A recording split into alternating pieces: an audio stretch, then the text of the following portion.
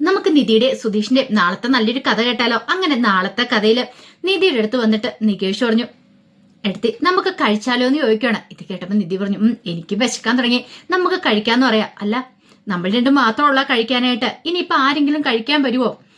സുഭാഷ് ചേട്ടനോ അവരാരെങ്കിലും? സുഭാഷ് ചേട്ടൻ രാവിലെ ചോറ് കൊണ്ടുപോകും. പിന്നെ ഉള്ളത് സുധീഷ് ചേട്ടനാ. സുധീഷ് ചേട്ടന് ഇവിടെ വന്ന് കഴിക്കാറ് പോലും ഇല്ല.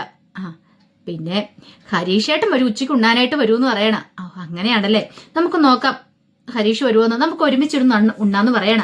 അങ്ങനെ സംസാരിച്ചുകൊണ്ടിരിക്കുന്ന സമയത്ത് ഹരീഷ് അങ്ങോട്ടേക്ക് വരുന്നേ. ഹരീഷ് ഭയങ്കര സന്തോഷത്തോട് കൂടിയിട്ട് ബൈക്ക് നിർത്തിയിട്ട് അങ്ങോട്ട് അകത്തേക്ക് കയറി വരുവാണ്. ആ സമയത്ത് നികേഷ് പറഞ്ഞതേ ഇപ്പൊ ഏട്ടനെ കുറിച്ച് പറഞ്ഞോളെന്ന് പറയണേ. എന്നെ കുറിച്ചോ? ആരോടെ? എന്ത്? അല്ല, ഏട്ടത്തിയമ്മയോട്. ഏട്ടത്തിയമ്മയോ? പെട്ടെന്നൊരു നിമിഷം ഹരീഷ് ഒന്ന് ഞെട്ടി. ഹരീഷ് അത്രയ്ക്ക് പ്രതീക്ഷിച്ചിട്ടുണ്ടായിരുന്നില്ല.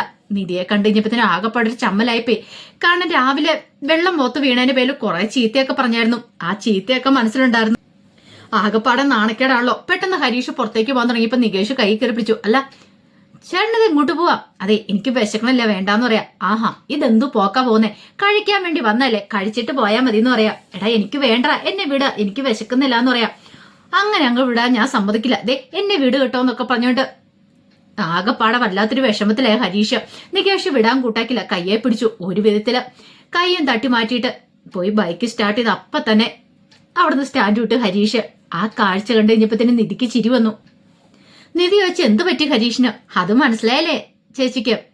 രാവിലത്തെ പ്രശ്നമേ, മുഖത്ത് വെള്ളം ഒഴിച്ച സമയത്ത് ചേച്ചി കുറച്ച് ചീത്ത പറഞ്ഞില്ലേ, അതിന്റെ ചമ്മൽ ഇതിലോട്ട് മാറിയിട്ടില്ല ആൾക്ക്. അങ്ങനെയാ, ഇത്തിരി നാണക്കാരനാന്ന് പറയണം. ഇനി മാറാൻ കുറച്ച് സമയം എടുക്കും, സാരമില്ല, അധികം വൈകാതെ അതൊക്കെ ശരിയായിക്കോളും. അല്ല, അതൊക്കെ എങ്ങനെ നികേഷിനറിയാം? പിന്നെ എന്റെ ജീവിതാനുഭവം കൊണ്ട് ഞാൻ പറയണല്ലോ. പിന്നെ ഒരു ജീവിതാനുഭവം കൂടുതലുള്ള ആള് വന്നിരിക്കുന്നു. എത്ര വയസ്സുണ്ട് ജീവിതാനുഭവം കൂടുതലുള്ള ആളിന്? 19 വയസ്സോ? കൊള്ളാം, 19 വയസ്സുണ്ട്. അല്ല, ഞാനൊരു കാര്യം ചോദിച്ചോട്ടെ, ഏട്ടത്തിയമ്മയ്ക്ക് എത്ര വയസ്സുണ്ട്? 22. അത് കേട്ടപ്പോ നികേഷ് ചോദിച്ചു, എന്നെക്കാളും 2-3 വയസ്സല്ലേ കൂടുതലുള്ളൂ, അതിനാണോ ഇത്ര വലിയ ബിൽഡപ്പ്? അതിന്റെ കാര്യമൊന്നുമില്ല. അത് കേട്ടപ്പോ നിധി പറഞ്ഞു, 2-3 വയസ്സാണെങ്കിലും കൂടുതൽ തന്നെയല്ലേ എന്ന് പറഞ്ഞു. അങ്ങനെ ഒടുവില് അവർ രണ്ടുപേരും കൂടെ ആഹാരം കഴിക്കാണ്ട് അങ്ങോട്ട് ചെന്നു. അപ്പോഴാണ് നികേഷ് ഓർക്കുന്നത്, അയ്യോ രാവിലെ സുഭാഷ് ചേട്ടൻ പോയപ്പോ മുട്ട പൊരിക്കണമെന്ന് പറഞ്ഞായിരുന്നു, ഞാൻ ആ കാര്യം അങ്ങോട്ട് മറന്നുപോയെന്ന് പറയണം. മുട്ട ഓംലേറ്റ് അടിക്കാം. അത് കേട്ടപ്പോൾ നിധിക്ക് വിഷമമായി. എന്ത് പറ്റി അത് പറഞ്ഞപ്പോ? അതെ, എനിക്ക് ഓംലേറ്റ് ഒന്നും അടിക്കാൻ അറിയില്ല. അതാണ് ആ കാര്യം, അതൊക്കെ ഞാൻ റെഡിയാക്കോളാന്ന് പറയണം. അങ്ങനെ നികേഷ് മുട്ട ഓംലേറ്റ് മുട്ടയൊക്കെ എടുത്തു. പൊട്ടിക്കണ സമയത്ത് നിധി പറഞ്ഞു, ഞാൻ സബോളയൊക്കെ അരിഞ്ഞ് സെറ്റ് ചെയ്ത് തരാമെന്ന് പറയണം. അങ്ങനെ സബോളയൊക്കെ വാങ്ങി. ഈ സമയത്ത് ബാക്കി പച്ചമുളകും കാര്യങ്ങളൊക്കെ എടുത്ത അരി വേണം.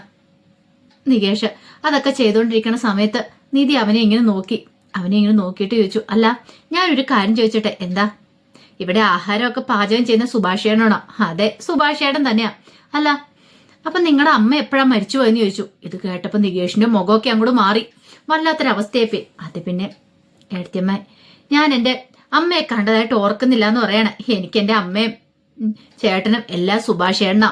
കുഞ്ഞുനാളിലെ മുതല് ചേട്ടൻ അടുക്കള കയറി ആഹാരം ഉണ്ടാക്കാൻ തുടങ്ങിയതാ. ചേട്ടനൊരു 10-12 വയസ്സുള്ളപ്പോഴാണെന്ന് തോന്നേ അമ്മ മരിക്കണമെന്ന് തോന്നേ. അന്ന് മുതൽ ഈ വീട്ടിലെ കാര്യങ്ങളൊക്കെ ചേട്ടനാ നോക്കിക്കൊണ്ടിരിക്കുന്നത്. ഞങ്ങളെ നോക്കി വളർത്തിയതും ഞങ്ങൾക്ക് ആഹാരം ഉണ്ടാക്കി തരുന്നതും ഞങ്ങളുടെ എല്ലാ കാര്യങ്ങളും. കുഞ്ഞുനാളിലൊക്കെ ഞാൻ ഭയങ്കര കരച്ചിലൊക്കെ ആയിരുന്നു പറഞ്ഞു. ആ സമയത്ത് ഒരമ്മയുടെ സ്നേഹവും എല്ലാം തന്ന് എന്നെ വളർത്തിക്കൊണ്ട് വന്ന എന്റെ ചേട്ടനാ. അതൊക്കെ പറഞ്ഞപ്പോഴത്തേനും നികേഷിന്റെ കണ്ണൊക്കെ പെട്ടെന്ന് നിറഞ്ഞു വന്നു. നിധിക്ക് ഭയങ്കര വിഷമമായി പോയി. ചോദിക്കേണ്ടിയിരുന്നില്ല എന്നൊരു തോന്നല് പെട്ടെന്ന് മനസ്സിലേക്ക് വന്നു. പാവത്തിന് നല്ല ബുദ്ധിമുട്ടുണ്ട്. പിന്നീട് നികേഷ് പറഞ്ഞു, ഇപ്പം ഏടത്തിയമ്മ വന്നതിന് ശേഷമാ എനിക്കൊരു സന്തോഷമായത്. അല്ലായിരുന്നെങ്കിലുണ്ടല്ലോ, എല്ലാവരും ഓരോ ജോലിക്ക് പോകുന്ന സമയത്ത് എനിക്ക് ക്ലാസ് കൂടെ ഇല്ലെങ്കിൽ എനിക്ക് ആ പടെ ബോറടിക്ക് കൂടി ഇരുന്നിട്ടുണ്ടെങ്കിൽ ഞാനും ആ പടെ ഈ വീടിന്റെ ചുവരുകളും മാത്രം ആരോട് സംസാരിക്കാനായിട്ടാ.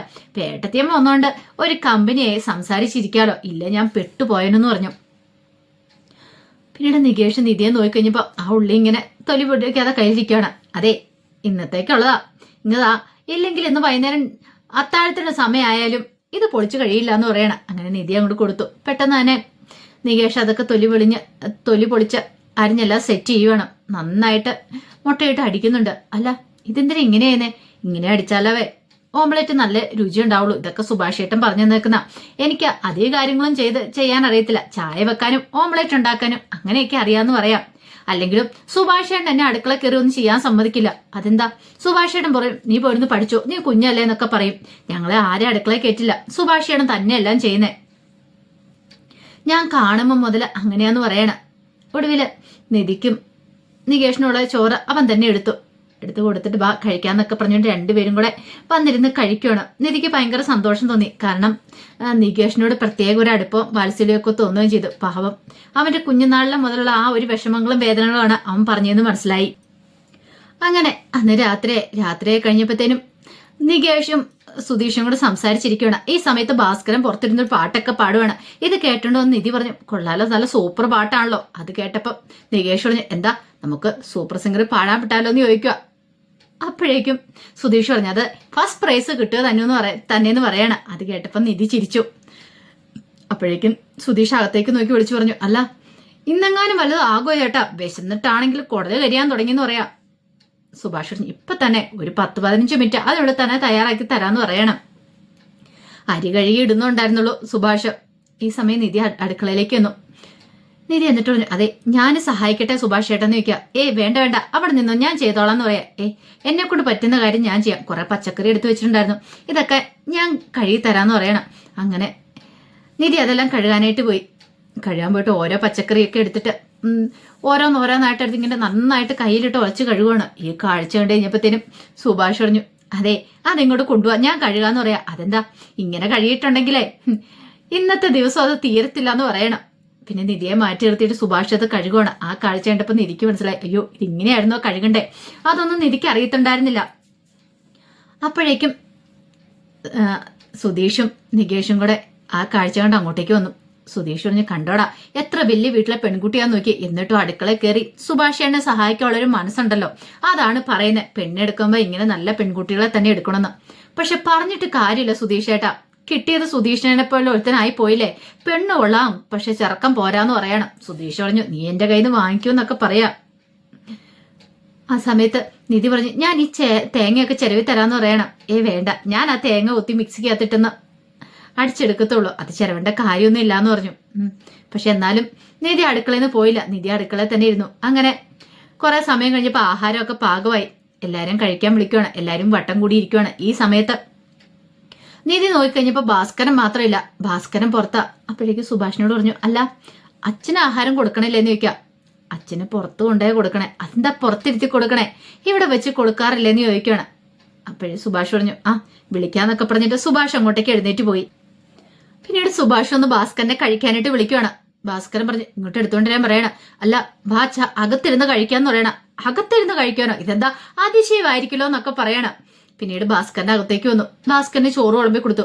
ഭാസ്കരൻ ചോറും കറിയും എല്ലാം കൂടെ കൂട്ടി കുഴച്ചിങ്ങനെ ഒരു വായിലേക്ക് വെക്കുമ്പോഴത്തേനും നിധിക്കെന്തോ വല്ലാത്തൊരു ബുദ്ധിമുട്ട് തോന്നി. നന്നായിട്ട് കുഴച്ചാണത് കഴിക്കണേ. അങ്ങനെ കഴിക്കുമ്പോഴത്തേനും അത് കാണുന്നവർക്ക് ഭയങ്കര ബുദ്ധിമുട്ടായിട്ട് തോന്നുന്നുണ്ട്. ആ സമയത്ത് നികേഷും ഹരീഷും ഒക്കെ എല്ലാവരും തന്നെ നിധിയെ നോക്കുകയാണ്. നിധിയുടെ മുഖം മാറുന്ന അവര് ശ്രദ്ധിച്ചു. അത് മാത്രമല്ല, കഴിച്ചുകൊണ്ടിരിക്കുന്ന സമയത്ത് ഭയങ്കര ചുമയും കാര്യങ്ങളും, പിന്നെ കഴിച്ചുകൊണ്ടിരിക്കുന്ന വേസ്റ്റ് എല്ലാം കൂടെ അവിടെ തുപ്പിയൊക്കെ ഇടുവാണ്. അപ്പോഴേക്കും നിധിക്ക് ആ പടം വല്ലാത്തൊരു അറപ്പും ബുദ്ധിമുട്ടും ഒക്കെ തോന്നി. നികേഷ് പറഞ്ഞു, ഇപ്പം മനസ്സിലായില്ലേ എന്തുകൊണ്ട് അച്ഛനെ കഴിക്കാൻ മേടിക്കാത്തേന്ന്? ഇത് ഈ സ്വഭാവം കൊണ്ടാ. എത്ര പറഞ്ഞാലും അച്ഛനും മനസ്സിലാവില്ല. മറ്റുള്ളവർക്ക് കഴിക്കണം എന്നൊരു ചിന്ത പോലും ഇല്ലാന്ന് പറയണം. നിധിക്ക് എന്ത് പറയണമെന്ന് പോലും അറിയത്തുണ്ടായിരുന്നില്ല. ഈ സമയത്ത് സുഭാഷ് ചോദിച്ചു, ഇത്തിരി ചോറും കൂടെ തരട്ടേന്ന് ചോദിക്കണേ. വേണ്ടാന്ന് പറയാ. ഉള്ള ചോറ് തന്നെ കഴിക്കാൻ നിധി കിടന്ന് പെടാപ്പാട് പെടുവാണ്. നിധിക്കാണെങ്കിൽ അതൊക്കെ കണ്ടു കഴിയുമ്പോൾ ഛർദ്ദിക്കാൻ വരുവാണ്. നിധിയുടെ വീട്ടിൽ അങ്ങനെയല്ലോ. പക്ഷെ ഇവിടെ വന്ന് എല്ലാരും കൂടെ സന്തോഷത്തോടെ ഇരുന്ന് കഴിക്കാമല്ലോ എന്ന് ഓർത്തിരുന്ന. പക്ഷെ ഭാസ്കറിന്റെ ആ കഴിപ്പ് കണ്ടതോട് കൂടിയിട്ട് നിധിയുടെ വിശപ്പെല്ലാം പോയി. ഇതേ സമയം നിധിയുടെ വീട്ടില് രാജീവും അരുണും അവരെല്ലാവരും ആഹാരം കഴിക്കാനിരിക്കുകയാണ്. അപ്പൊ ഹേമ സാന്ദ്രയും കൂടെ ആഹാരം വിളമ്പി കൊടുത്തോണ്ടൊക്കെ നിൽക്കുന്നുണ്ട്. പക്ഷേങ്കില് അരുണാണെങ്കിൽ അവിടെ എങ്ങും ആയിരുന്നില്ല. അരുണിന്റെ ചിന്തയും കാര്യങ്ങളൊക്കെ, അരുൺ വേറെ എന്തൊക്കെ ഓർത്തോണ്ട് ഡൈനിങ് ടേബിളിൽ ഇരിക്കുന്നത്. ആ സമയം രാജീവ് പറഞ്ഞു, അതെ ഒരു കാര്യമുണ്ട്, കമ്പനിയിലെ കാര്യങ്ങളൊക്കെ കുറച്ച് നാളത്തേക്ക് നീ നോക്കണം. എന്നെ കൊണ്ട് വരാൻ പറ്റില്ല, അറിയാലോ. മെറ്റീരിയൽസും കാര്യങ്ങളൊക്കെ എടുക്കുന്നതിനെ കുറിച്ചൊക്കെ അതിനെക്കുറിച്ചൊക്കെ നീ തന്നെ മാനേജറോട് ഡിസ്കസ് ചെയ്താൽ മതി എന്നൊക്കെ പറയാണ്. പക്ഷെ ഇതൊന്നും അരുൺ കേൾക്കുന്നുണ്ടായിരുന്നില്ല. കുറച്ച് കഴിഞ്ഞപ്പോ സാന്ദ്ര ചോദിച്ചു, അരുണേട്ടാ ഇതെവിടെയാ? അച്ഛൻ പറയുന്ന വല്ലതും കേൾക്കുന്നുണ്ടോന്ന് ചോദിക്കാം. എന്താ അച്ഛാന്ന് ചോദിക്കുക. എടാ അപ്പൊ ഞാൻ ഇത്ര സമയം പറഞ്ഞ് നീ കേട്ടില്ലേ? നീ ഇത് എന്താ ആലോചിച്ചോണ്ടിരിക്കുക? അത് ഞാന് നിധിയെക്കുറിച്ച് ചിന്തിച്ച.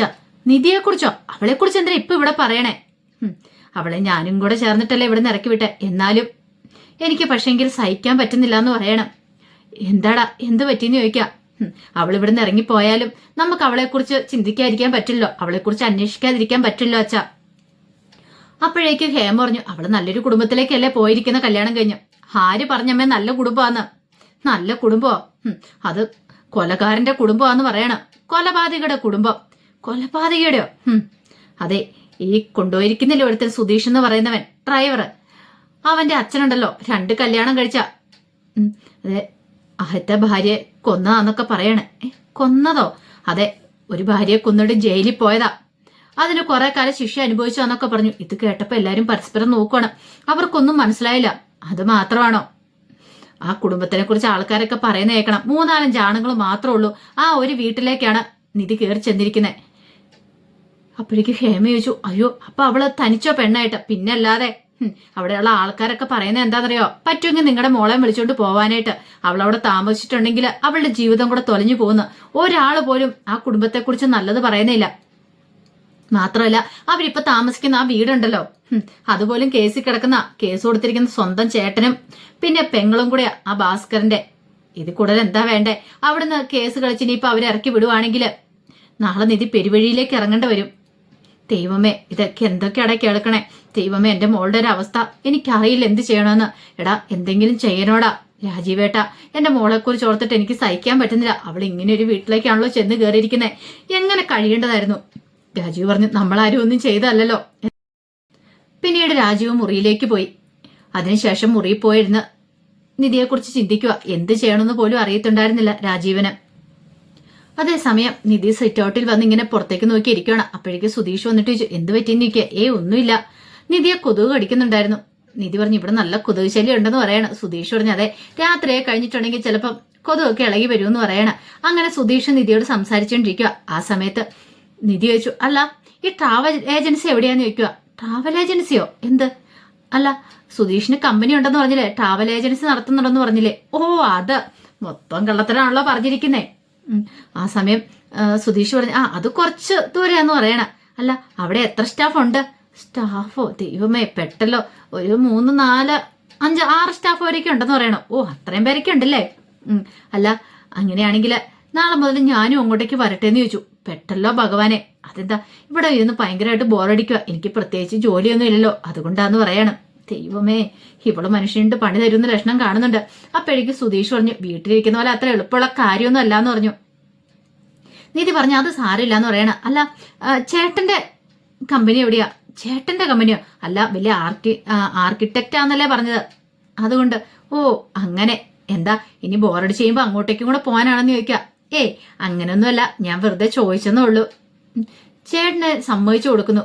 കാരണം അവിടുത്തെ ജോലിയും കഴിഞ്ഞ് വീട്ടിൽ വന്ന് വീട്ടിലത്തെ ജോലിയും ചെയ്ത് നിങ്ങളെല്ലാ കാര്യങ്ങളും നോക്കുന്നില്ല എന്നൊക്കെ ചോദിക്കുകയാണ്. അത് കേട്ടപ്പം സുധീഷ് പറഞ്ഞു, അത് ശരിയാന്നൊക്കെ പറയണം. ഈ സമയത്ത് സുധീഷിന്റെ മനസ്സിലൊരു ചിന്തയുണ്ടായിരുന്നുള്ളൂ, ദൈവമേ നാളെ തൻ്റെ കൂടെ എങ്ങാനും ഇവള് വരണമെന്ന് പറഞ്ഞ് താൻ പെട്ടുപോകല്ലോ എന്നൊരു ചിന്ത. അപ്പൊ അതിന്റെ വിശേഷങ്ങളൊക്കെ നമ്മൾ കാണാനായിട്ട് പോകുന്നത്. ആ വിശേഷങ്ങൾക്കായി നമുക്ക് എല്ലാവർക്കും കാത്തിരിക്കാട്ടോ. ഒരിക്കൽ കൂടി എല്ലാവർക്കും ശുഭദിനം നേർന്നുകൊണ്ട് നിർത്തുന്നു. നന്ദി.